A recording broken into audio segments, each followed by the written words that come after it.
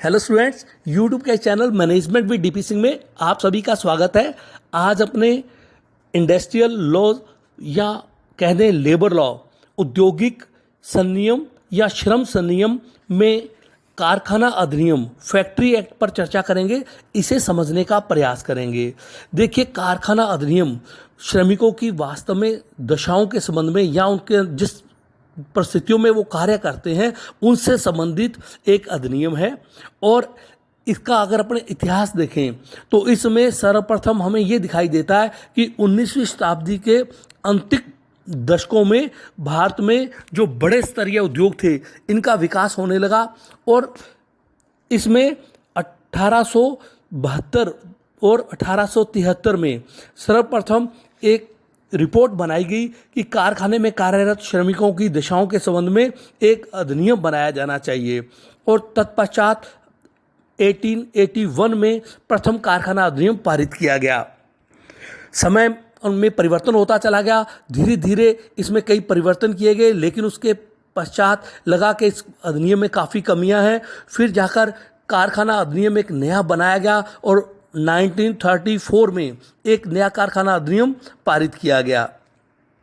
समय के चलते चलते इसमें फिर कई कमियां दिखाई देने लगी और परिवर्तित समयानुसार ये अधिनियम अनुपयुक्त सिद्ध होने लगा। तो इसके पश्चात इसमें किए गए परिवर्तनों के साथ 1948 में एक नया कारखाना अधिनियम पारित कर दिया गया और इसे अप्रैल 1949 में भारत में इसको लागू कर दिया गया। कारखाना अधिनियम के उद्देश्यों के बारे में कहा जाता है। एक भारत के उच्चतम न्यायालय ने कहा कि कारखाना अधिनियम सामाजिक सुधार का एक सामाजिक कानून है जो इसके उद्देश्य को बताता है। उच्चतम न्यायालय ने क्या कहा कि कारखाना अधिनियम सामाजिक सुधार का एक सामाजिक कानून है। यह श्रमिकों के सामाजिक कल्याण की दृष्टि से बनाया गया एक अधिनियम है जो कारखाना श्रमिकों की कार्य दशाओं को, वर्किंग कंडीशन को नियमित करता है और उनके लिए स्वास्थ्य, हेल्थ कह दें, सेफ्टी कह दें, सुरक्षा कह दें और वेलफेयर जो उपाय है इसकी व्यवस्था करता है। इसके उद्देश्यों में ये कह दें कि कारखाना श्रमिकों का नियमन करने वाले कानूनों को मजबूत करना और उसमें परिस्थितियों अनुसार परिवर्तन करना। इसी प्रकार ये कहे इसके उद्देश्यों में कि मानव जाति का लंबी कार्य अवधियों और अनावश्यक परिश्रम से जो अधिक कार्य करवाना या अनावश्यक कार्य करवाते हैं उससे संरक्षण प्रदान करना, श्रमिकों को कारखानों में हेल्दी वर्किंग कंडीशन उपलब्ध करवाना, श्रमिकों के कल्याण संबंधी कार्य करना, श्रमिकों को दुर्घटनाओं से कारखानों में सुरक्षा प्रदान करना और कारखानों में जो खतरनाक प्रक्रियाएं होती हैं अर्थात जो डेंजरस प्रोसेस उसमें होते हैं जिससे श्रमिकों के जीवन को खतरा हो सकता है, उनके स्वास्थ्य को खतरा हो सकता है, उससे उन्हें सुरक्षित करना इसके प्रमुख उद्देश्य हैं।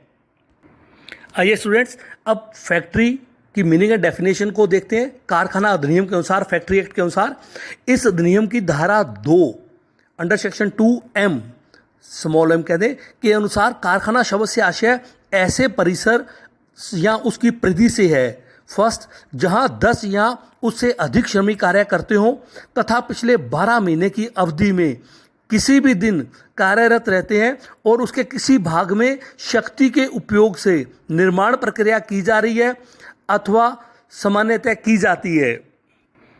या सेकंड में है, जहां 20 या उससे अधिक श्रमिक कार्य करते हैं, पिछले 12 महीने की अवधि में किसी भी दिन कार्य करते रहे हैं और उसके परिसर में या अपने कहते हैं उसकी परिधि में किसी भी भाग में बिना शक्ति के उपयोग के ही निर्माण प्रक्रिया की जा रही है या सामान्यतः की जाती है।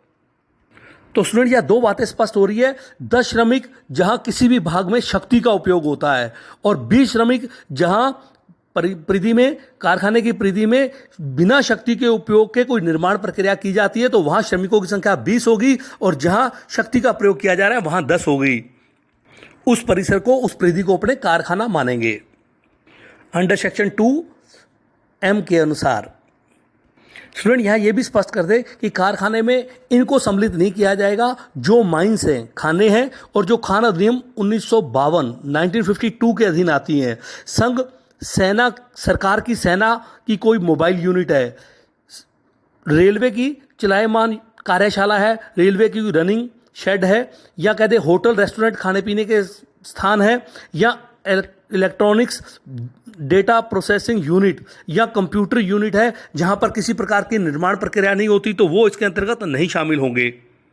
तो स्टूडेंट्स, हमने यहाँ देखा कि जहां किसी परिसर या परिधि में पावर का प्रयोग हो रहा है, शक्ति का प्रयोग हो रहा है, तो वहां श्रमिकों की संख्या 10, और जहां पावर का प्रयोग नहीं हो रहा वहां श्रमिकों की संख्या 20 है। ऐसी परिधि को कारखाने में शामिल किया जाएगा।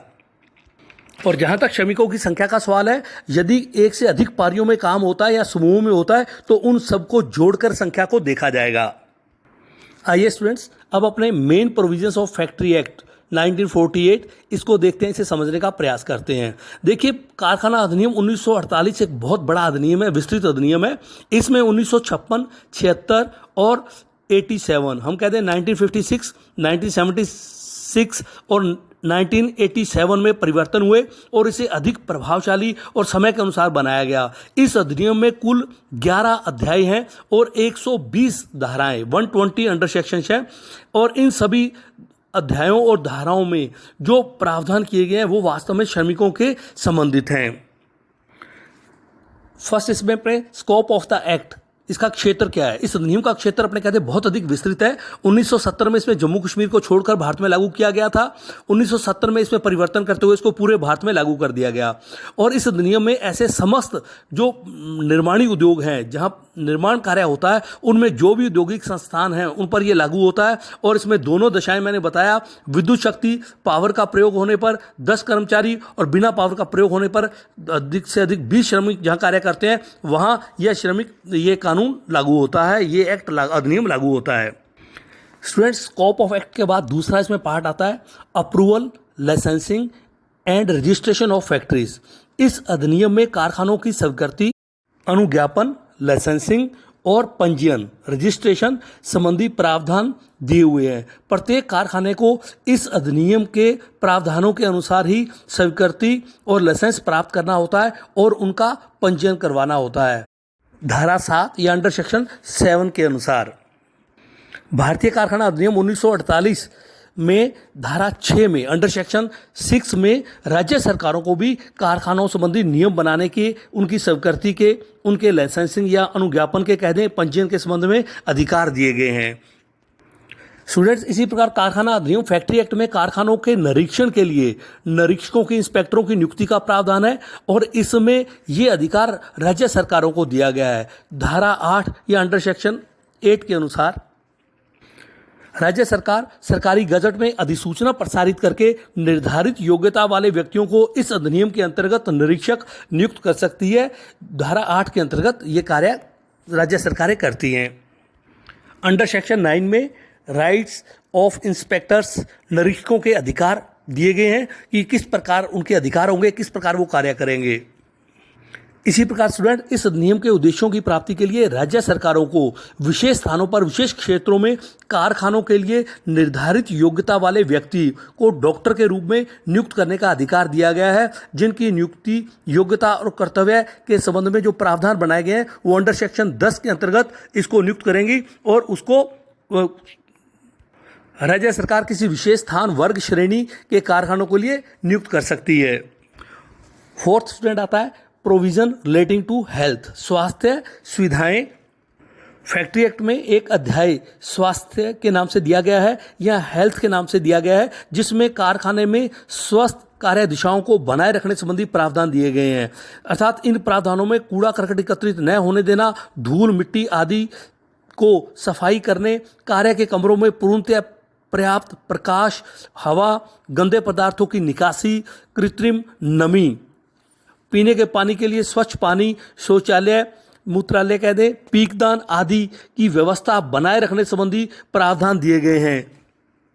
और अंडर सेक्शन 11 से लेकर 20 तक इसमें स्वास्थ्य संबंधी जो प्रावधान है उसका उल्लेख किया गया है।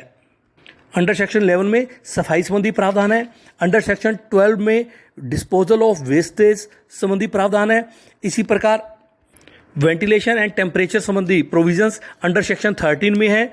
इसी प्रकार कह दे डस्ट एंड फ्यूम संबंधी जो प्रोविजंस हैं अंडर सेक्शन 14 में दिए गए हैं। अंडर सेक्शन 14 में स्थायी आंतरिक इंजन संबंधी प्रावधान दिए गए हैं। इसी प्रकार कृत्रिम नमी या आर्द्रता कहते हैं हम, आर्टिफिशियल ह्यूमिडिफिकेशन अंडर सेक्शन 15 में दिए गए हैं। अंडर सेक्शन 16 में ओवर क्राउडेड अर्थात इतने अधिक श्रमिक नहीं हो जिससे उनके स्वास्थ्य पर बुरा प्रभाव पड़े, इसके प्रोविजंस अंडर सेक्शन 16 में 16 में दिए गए हैं।